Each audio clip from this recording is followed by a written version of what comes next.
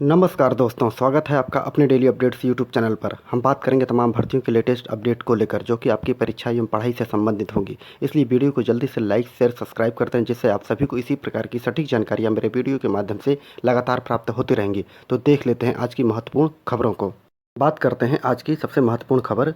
PCS 2019 एवं PCS 2020 के 2 अभ्यर्थियों का जो है आरोप लगाया है और गुहार किया है कि कट ऑफ से अधिक अंक मिला पर उनका चयन नहीं हो पाया है। उत्तर प्रदेश में 2019 और 2020 की प्रारंभिक परीक्षा जो होती है पीसीएस की, उसका प्राप्तांक एवं कट ऑफ जारी होने के बाद छात्रों ने अंतिम परिणाम पर सवाल उठा दिए हैं और 2 प्रतियोगी छात्रों ने दावा किया है कि उनके अंक न्यूनतम कट ऑफ से अधिक होने के बावजूद प्रारंभिक परीक्षा में उनको फेल कर दिया गया। पीड़ित अभ्यर्थी अब न्यायालय की शरण में जाने की तैयारी कर रहे हैं। उत्तर प्रदेश लोक सेवा आयोग ने 13 अप्रैल को पीसीएस 2019 एवं पीसीएस 2020 की प्रारंभिक परीक्षा की कट ऑफ एवं प्राप्तांक दोनों ही जारी किए थे। उसके बाद छात्रों ने जो है प्रारंभिक परीक्षा में सामान्य एवं एग्जीक्यूटिव ग्रुप में अनारक्षित एवं अन्य पिछड़ा वर्ग श्रेणी कट ऑफ 110 अंक था, यानी कि मुख्य परीक्षा के लिए अंतिम जो चयनित अभ्यर्थियों को 110 अंक मिले थे। लेकिन ओबीसी वर्ग में 113 अंक एवं अनारक्षित वर्ग में 120 अंक पाने वाले 2 अभ्यर्थियों को बाहर कर दिया गया है। तो अब 2019 एवं 2020 की प्रारंभिक परीक्षा के प्राप्तांक एवं कट ऑफ जारी किए गए हैं, जिससे छात्रों के जो संघर्ष समिति के अध्यक्ष हैं अवनीश पांडे ने कहा है कि इसका जो है लगातार विरोध किया जाएगा और अगर जो लोक सेवा आयोग से हमें न्याय नहीं मिलता है तो हम लोग कोर्ट भी जाएंगे। इन दोनों अभ्यर्थियों ने ऑनलाइन आवेदन पीसीएस 2020 के साथ ही कराई गई सहायक वन एवं जो क्षेत्रीय वन अधिकारी परीक्षा का विकल्प दिया था। इसलिए पीसीएस 2020 की मुख्य परीक्षा में इनके अभ्यर्थन पर जो है विचार नहीं किया गया है। अर्थात किसने बोला है? ये जो लोक सेवा आयोग है उसके सचिव जगदीश जी ने बोला है कि अब जो है देखते हैं कि क्या होता है। अगर इन लोगों की बातें सही साबित होती हैं, कोर्ट जा रहे हैं, अगर वहाँ पे बातें ये सही साबित हो जाती हैं तो लोक सेवा आयोग के खिलाफ कोई कार्रवाई की जा सकती है, क्योंकि लगातार विद्यार्थी जो हैं लोक सेवा आयोग के खिलाफ आवाज़ उठाते रहे हैं कि जैसे ही जिस दिन रिजल्ट आता है उस दिन आप जरूर जो आप लोगों का कट ऑफ है वो जरूर जारी करिए। लेकिन लोक सेवा आयोग ने अपनी प्रक्रिया में चेंज करते हुए नया एक सिस्टम लागू कर दिया है कि जब फाइनल रिजल्ट आ जाता है उसके कुछ दिन बाद ये लोग जारी करते हैं, जिसके कारण विद्यार्थी कोर्ट भी नहीं जा सकते हैं। तो देखते हैं, जो भी खबर होगी आपको वीडियो के माध्यम से मैं लगातार बताता रहूँगा। अगली खबर है स्कॉलरशिप के बारे में। 90,000 विद्यार्थियों ने सरकार को ट्वीट कर मांगी अपनी जो छात्रवृत्ति होती है वो मांगा है। अर्थात जो रोहिलखंड विश्वविद्यालय के 5,000 से अधिक विद्यार्थियों ने भी किया है ट्वीट। अर्थात देख लेते हैं, उच्च शिक्षण संस्थानों में अध्ययनरत जो सभी वर्गों के 60% से अधिक विद्यार्थियों की छात्रवृत्ति नहीं आई हुई और प्रदेश भर में इस मुद्दे को बनाते हुए रविवार को 90,000 से अधिक विद्यार्थियों ने सरकार को ट्वीट किया है। दिन भर यह अभियान चलता रहा और छात्रों को उम्मीद है कि उनका यह अभियान सरकार तक ध्यान आकर्षित करेगा और उन्हें राहत मिलेगी। प्रदेश सरकार की ओर से सभी वर्ग के गरीब परिवारों के विद्यार्थियों को छात्रवृत्ति दी जाती है। इसके बलबूते विद्यार्थी विश्वविद्यालय एवं डिग्री कॉलेजों में दाखिला ले पाते हैं। हर कोर्स के लिए छात्रवृत्ति निर्धारित की गई है और विद्यालय इसके लिए ऑनलाइन आवेदन करते हैं और जिसकी जांच संबंधी कॉलेज एवं विश्वविद्यालय करता है, जहां उसका फॉर्म जो है जो अग्रसरी कर दिया जाता है शासन के पास। उसके बाद जो है छात्रवृत्ति विद्यार्थियों के खातों में भेज दी जाती है। लगभग 15 दिन पहले कुछ विद्यार्थियों के खातों में जो है छात्रवृत्ति पहुंची, लेकिन उन्होंने कॉलेज एवं विश्वविद्यालय में जो फीस अदा कर दी गई, लेकिन उसके बाद बाकी विद्यार्थियों की छात्रवृत्ति नहीं आई हुई है। इन विद्यार्थियों की फीस एवं का दबाव इतना है कि उन्होंने ट्विटर अभियान चला दिया और रविवार को यह अभियान छात्रों ने खूब दौड़ाया और सरकार को लिए ये अधिकारियों को ट्वीट भी किया है। तो बहुत महत्वपूर्ण खबर है कि विद्यार्थी बहुत ही ज़्यादा परेशान है, क्योंकि इसी स्कॉलरशिप के माध्यम से कुछ विद्यार्थियों की पढ़ाई लिखाई चलती है। अगर उनकी स्कॉलरशिप नहीं आएगी तो ये मान के चले कि उनकी पढ़ाई आगे की वो ठप पड़ जाएगी। इसलिए विद्यार्थी बहुत परेशान है और सरकार को भी इस पर ध्यान देना चाहिए, क्योंकि ये पहली बार नहीं है। इससे पहले भी छात्रों ने ट्विटर अभियान कर लिया है कि जल्दी से जल्दी जो सरकार है इन छात्रों के बारे में सोचे और उनकी पढ़ाई के बारे में सोचे और जो व्यापक भ्रष्टाचार हुआ है छात्रवृत्ति को बांटने में उनके खिलाफ भी, शिक्षण संस्थानों के खिलाफ भी जो जल्दी से जल्दी दंडात्मक कार्रवाई करे। तो देखते हैं कि ये कब तक सरकार के कानों में ये बात पहुंचती है कि नहीं पहुंचती है। अब सरकार की जिम्मेदारी है कि वो छात्रों की समस्याओं का जल्दी से जल्दी समाधान करे। अगली खबर, यूपी बोर्ड में आप लोगों ने देखा है कि 4.16 लाख छात्र छात्राओं ने परीक्षा छोड़ दी है। तो इसका कारण उनसे पूछा गया है। तो देख लेते हैं, यूपी बोर्ड की हाई स्कूल एवं इंटर परीक्षा में 4.16 लाख छात्र छात्राओं के शामिल न होने के कारण उनसे पूछा गया है। सचिव यूपी बोर्ड नित्यानंद शुक्ल ने सभी जिला विद्यालय निरीक्षकों को से 13 अप्रैल को पत्र लिखकर 18 अप्रैल तक अपनी रिपोर्ट भेजने के निर्देश दिए हैं। पूछा गया है कि 10वीं एवं 12वीं जो है बोर्ड परीक्षा के लिए कितने प्राइवेट एवं रेगुलर अभ्यर्थियों ने पंजीकरण करवाया था, उनमें से कितने ने परीक्षा छोड़ दी है और परीक्षा में प्रतिभाग न करने का कारण पूछा गया है। 2022 की बोर्ड परीक्षा में आप लोग देख सकते हैं कितने विद्यार्थियों ने पंजीकरण किया था और कितने विद्यार्थी उपस्थित हुए थे। इनके लिए इंटरमीडिएट एवं हाई स्कूल में कितने उपस्थित हुए थे। तो महत्वपूर्ण खबर है कि अब सरकार पता करेगी कि आखिर में इन विद्यार्थियों ने अगर फॉर्म फिलअप किया था तो पेपर क्यों नहीं दिया। अगली खबर है, माध्यमिक शिक्षा सेवा चयन बोर्ड उत्तर प्रदेश के लिए नए सदस्यों का चयन किया जाएगा। जैसा कि आप सभी को पता है कि यहाँ पर जो सदस्य थे वो 8 अप्रैल को रिटायर हो गए थे। अब उनके सदस्यों की नियुक्ति सरकार जल्दी से जल्दी करने वाली है। तो देखते हैं पूरी खबर। जैसा कि आप सभी को पता है कि कल रात में मैंने इससे संबंधित एक वीडियो बना दिया है, तो देख लेते हैं कि एडेड अशासकीय सहायता प्राप्त माध्यमिक विद्यालयों में प्रधानाचार्य, प्रवक्ता एवं प्रशिक्षित स्नातक शिक्षक का चयन करने वाले माध्यमिक शिक्षा सेवा चयन बोर्ड उत्तर प्रदेश प्रयागराज के लिए नए सदस्यों का चयन किया जा रहा है और शासन ने 10 रिक्त पदों के लिए आवेदन मांगा है और सभी जो अर्हता पूरी करने वाले जो इच्छुक अभ्यर्थी हैं वो 14 मई तक अपना आवेदन भेज सकते हैं। जो लोग इनकी सदस्यता लेना चाहते हैं, जो इच्छुक हैं, तो वो लोग 14 मई तक आवेदन अपना कर लें और इनके साइट पर जाकर आप लोग फिलअप कर सकते हैं अपना आवेदन पत्र। तो इत्यादि बोर्ड के सभी 10 सदस्यों के लिए मांगे जा रहे हैं आवेदन और इच्छुक 14 मई तक आप लोग भेज सकते हैं। 2 साल रहेगा कार्यकाल। तो महत्वपूर्ण खबर है, जिससे कि अब जो है माध्यमिक शिक्षा परिषद का जितने भी कार्य हैं वो आगे बढ़ेंगे, क्योंकि मैंने पहले ही बताया है कि 8 अप्रैल को रिटायर हो गए हैं और पूरा का पूरा काम जो है वो ठप पड़ा हुआ है। तो अब जल्दी से जल्दी सरकार इनकी नियुक्ति करे और नियुक्ति करने के बाद ही आप लोगों का कार्य, जितने भी शिक्षा से संबंधित कार्य अभी रुके पड़े हैं, वो सभी कार्य सरकार को जल्दी से जल्दी करने हैं। तो इससे संबंधित जो भी खबर आएगी आप लोगों को वीडियो के माध्यम से मैं लगातार बताता रहूँगा। अगर आप लोग इसके बारे में पूरी जानकारी लेना चाहते हैं तो एक वीडियो मैंने कल रात में बनाया था, उसको आप लोग देख सकते हैं। अगली खबर है, कम हो जाएंगे प्रधानाध्यापक के पद, अर्थात कम छात्र संख्या वाले प्राथमिक स्कूलों में नहीं होगा प्रधानाध्यापक का पद।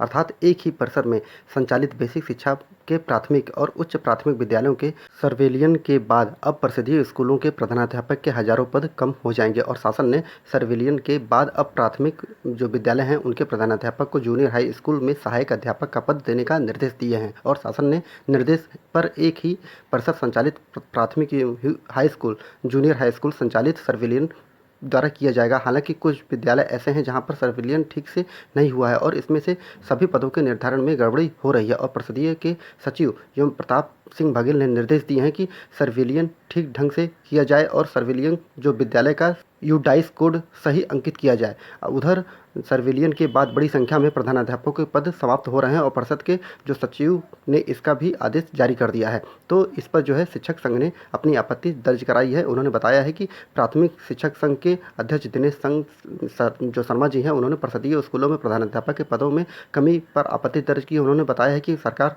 100 से कम छात्र संख्या वाले जूनियर हाई स्कूल एवं 150 से कम जो संख्या वाले प्राथमिक विद्यालयों के प्रधानाध्यापक का पद है वो नहीं दे रही है और प्रदेश में हजारों संख्या में ऐसे स्कूल हैं जहां पर छात्र संख्या जो है कम है, जिसके चलते प्रधानाध्यापक पद समाप्त हो रहे हैं। वहीं सर्विलियन के भी प्रधानाध्यापक के पद समाप्त हो रहे हैं, जिसमें से 30-35 वर्ष की सेवा के बाद भी शिक्षक सहायक अध्यापक से ही सेवानिवृत्त हो रहे हैं। उन्होंने सरकार के प्रत्येक जूनियर हाई स्कूल एवं प्रधानाध्यापक का पद सृजित करने की मांग की है। तो देखते हैं कि इससे संबंधित जो भी खबर होगी आपको मैं लगातार वीडियो के माध्यम से बताता रहूँगा। अगली खबर है, उत्तर प्रदेश से बीएड करने वाले विद्यार्थियों के लिए। तो बीएड संयुक्त प्रवेश परीक्षा के लिए आज से भरे जाएंगे फॉर्म, अर्थात रोहिलखंड विश्वविद्यालय की वेबसाइट सुबह 10 बजे से शुरू हो जाएगी। आप लोग आवेदन अपना कर सकते हैं। जो बीएड संयुक्त प्रवेश परीक्षा के फॉर्म सोमवार से भरे जाएंगे और रोहिलखंड विश्वविद्यालय की वेबसाइट सुबह 10 बजे से डाउनलोड किए जा सकेंगे। आप लोग अपने आवेदन जल्दी से जल्दी कर दीजिए। बात कर लेते हैं उत्तर प्रदेश शिक्षक भर्ती के बारे में। 100 दिन की कार्य योजना में शिक्षक भर्ती शामिल नहीं किया गया है सरकार के द्वारा।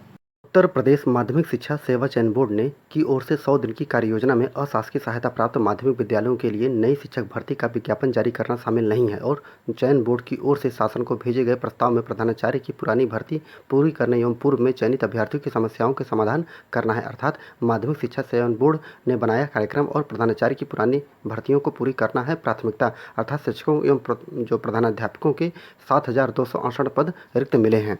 प्रधानाचार्य भर्ती 2013 के 632 पदों एवं प्रधानाचार्य भर्ती 2011 के कानपुर मंडल का चयन परिणाम घोषित होने से एडेड कॉलेजों में लंबे समय से रिक्त पदों पर नियमित प्रधानाचार्य मिल सकेंगे। इसके अलावा प्रशिक्षित अर्थात टीजीटी पीजीटी प्रवक्ता 2016-2021 के चयनित लेकिन अभी किन्हीं कारणों से कार्यभार ग्रहण नहीं कर पाने वाले चयनित अभ्यर्थियों का समायोजन किया जाएगा और 3 से 20 दिसंबर 2021 तक प्राप्त ऑनलाइन अधियाचन का सत्यापन अगले 100 दिन में कराया जाएगा ताकि चयन के बाद कार्यभार ग्रहण करने में समस्या न हो। और चयन बोर्ड को शिक्षकों एवं प्रधानाध्यापकों के 7,268 पदों का अधियाचन मिला हुआ है। तो देख लेते हैं एडेड कॉलेजों में कितने पद खाली हैं। तो यहाँ पर आप लोग देख सकते हैं कि 4500 टीजीटी एवं 850 पीजीटी के पद हैं और जबकि 465 प्रधानाध्यापक के पद हैं।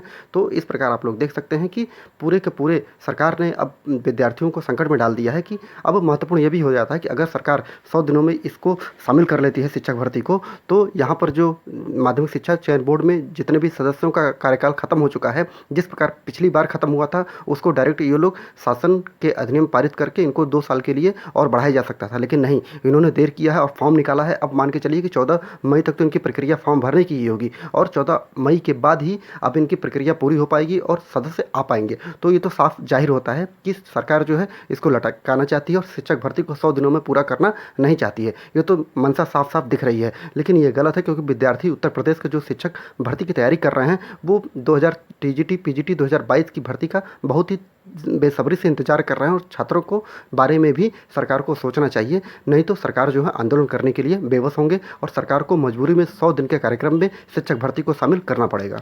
अगली खबर है उत्तर प्रदेश में 97,000 प्राथमिक शिक्षक भर्ती के बारे में है। जैसा कि आप लोग देख पा रहे हैं कि 97,000 भर्ती को लेकर चलाएंगे अभियान। परिषदीय प्राथमिक स्कूलों में सहायक अध्यापकों के 97,000 जो पदों के लिए भर्ती के लिए जो बेरोजगारों ने सोमवार से आरटीआई अभियान चलाने का निर्णय लिया है और डीएलएड में बीएड एवं टीटी और सीटेट युवा जो हैं बेसिक शिक्षा विभाग के अफसरों से जन सूचना का अधिकार के तहत आवेदन भेजकर रिक्त पदों के संबंध में जानकारी मांगेंगे। विद्यार्थी सरकार से पूछेंगे कि 2017 से 2021 तक परिषदीय प्राथमिक एवं उच्च प्राथमिक स्कूलों में कितने सहायक अध्यापक एवं प्रधानाध्यापक सेवानिवृत्त हुए हैं और 31 मार्च 2022 तक कुल रिक्त पदों की अलग अलग संख्या। 31 मार्च 2022 तक इन स्कूलों में शिक्षा ग्रहण कर रहे छात्र छात्राओं की संख्या। प्रदेश में कुल कितने प्राथमिक एवं उच्च प्राथमिक विद्यालय हैं जहाँ केवल एक अध्यापन कार्य कर रहा है। कितने स्कूल हैं जहाँ पर शिक्षण छात्र अनुपात जो है वो बराबर है या नहीं है। कितने स्कूल बंद हुए हैं और कितनों को मर्ज किया गया है। प्रदेश में कुल कितने ऐसे शिक्षक हैं जिनकी पिछले 5 सालों में पदोन्नति नहीं हुई है और उनका कारण क्या है। पंकज मिश्रा, अभिषेक यादव, इनका सभी का कहना है कि टीईटी का परिणाम घोषित हो चुका है, अब भर्ती जल्द से जल्द शुरू कर देनी चाहिए। जैसा कि आप सभी को पता है कि टीईटी के परिणाम में देरी कर दी गई सरकार के द्वारा, ये सब जानबूझ के किया गया था। किसी प्रकार सभी को पता था कि जैसे ही प्राथमिक शिक्षक जो टीईटी है वो आएगा उसके बाद विद्यार्थी शिक्षक भर्ती की मांग लगातार करते रहेंगे। तो वही हुआ है, अब विद्यार्थी शिक्षक भर्ती की मांग कर रहे हैं। इसके लिए अब आरटीआई के माध्यम से पता लगा रहे हैं कि कितने विद्यार्थी हैं और कितने शिक्षक हैं, कितने स्कूल हैं, कितने प्रमोशन किया गया है और कितने पद अभी वर्तमान में खाली हैं। उसके अनुसार ही अब धरना प्रदर्शन विद्यार्थी करेंगे। पहले ये चीज़ें निकाल ली जाएँ आरटीआई के माध्यम से, उसके बाद विद्यार्थी 97,000 प्राथमिक शिक्षक भर्ती की मांग को लेकर एक नया आगाज करेंगे। अगली खबर है लंबित भर्तियों को 90 दिन में कराएं पूरी, अर्थात भर्तियों के वर्षों तक लंबित रहने से विद्यार्थियों को आर्थिक एवं मानसिक दिक्कत हो रही है और उत्तर प्रदेश अधीनस्थ सेवा चयन आयोग अर्थात यूपीटीपीएससी की 5 साल में 20 से अधिक भर्तियां लटकी पड़ी हैं। प्रतियोगी छात्र संघर्ष समिति के मुख्य सचिव को पत्र लिखा है और पत्र के जरिए लंबित भर्तियों को 90 दिनों में पूरी किए जाने की मांग की है। समिति के मीडिया प्रभारी प्रशांत पांडे का कहना है कि हर भर्ती बोर्ड की भर्तियों की समीक्षा कराई जाएगी और लंबित भर्तियों की सूची बनाकर शासन एवं राजनीतिक दलों को भेजी जाएगी, जिससे प्रदेश में नई सरकार बनने का उसके बाद निस्तारण की दिशा में क्या कदम उठाए जा सके हैं। विभिन्न विभागों में लंबित 30,000 जो पद हैं के लिए भर्ती के लिए चरणबद्ध प्रक्रिया आरंभ की जाए और यूपीटीपीएससी का द्वारा श्वेत पत्र जारी करके बताया जाए कि विगत 5 वर्षों में कुल कितनी और कौन कौन सी भर्तियां की गई हैं। यहाँ पर अब सरकार के लिए इम्पोर्टेंट ये हो जाता है कि यूपीटीपीएससी के द्वारा अब बता दिया जाए कि कौन कौन सी भर्तियाँ उन्होंने निकाली है, कौन सी भर्तियाँ अभी पेंडिंग हैं, क्योंकि आप सभी को पता है कि 20 से अधिक भर्तियाँ यहाँ पे पेंडिंग पड़ी हैं। अब यहाँ पर विज्ञापन न निकालकर जो भी विज्ञापन निकाल दिया गया है पहले उस भर्तियों को पूरा किया जाए, उनको नियुक्ति पत्र प्रदान किया जाए, तब जाकर कहीं विज्ञापन निकाला जाए, क्योंकि 20 से अधिक भर्तियाँ लंबित हैं। वो विद्यार्थी बहुत ही आर्थिक हो गया या मानसिक हो गया, सभी चीज़ों से बहुत ही ज़्यादा विद्यार्थी परेशान हो रहे हैं। तो सरकार की जिम्मेदारी बनती है कि जल्दी से जल्दी यूपीटीपीएससी को जो आदेश दे और ये जो भर्तियाँ लंबित पड़ी हैं उनको कराने का ये प्रयास करें। अगली खबर है 31 मई तक ई-केवाईसी नहीं हुई तो पीएम सम्मान निधि से होंगे वंचित, अर्थात प्रधानमंत्री किसान सम्मान निधि योजना का लाभ लेने वाले किसानों के लिए 31 मई तक केवाईसी नहीं कराने पर जो उनको लाभ से वंचित कर दिया जाएगा। और जनपद में 6.25 लाख से अधिक किसान पीएम किसान सम्मान निधि का लाभ ले रहे हैं और जिसमें अब तक 2.4 लाख जो किसान हैं वो केवाईसी जमा की है। अब केवाईसी के लिए रजिस्टर्ड मोबाइल नंबर अनिवार्य होगा। अगर आप लोगों का आधार में मोबाइल नंबर अनिवार्य नहीं है तो जल्दी से जल्दी करवा लीजिए, क्योंकि 31 मई तक ही आप लोगों के लिए मौका सरकार के द्वारा दिया गया है। अगर आप लोग नहीं करवाते हैं तो आप लोगों का जो 2000 जो मिलते हैं 3 महीने में वो सरकार के द्वारा नहीं दिए जाएंगे, अर्थात साल में आपको 6000 सरकार के द्वारा दिए जाते हैं। तो किसान भाइयों से निवेदन है कि आप जल्दी से जल्दी अपना केवाईसी करवा लीजिए 31 मई तक। अगर आप लोगों को वीडियो अच्छा लगा हो तो वीडियो को लाइक शेयर सब्सक्राइब जरूर करें, क्योंकि आप सभी को इसी प्रकार की सटीक जानकारियाँ मेरे वीडियो के माध्यम से लगातार प्राप्त होती रहेंगी। पूरा वीडियो देखने के लिए बहुत बहुत धन्यवाद।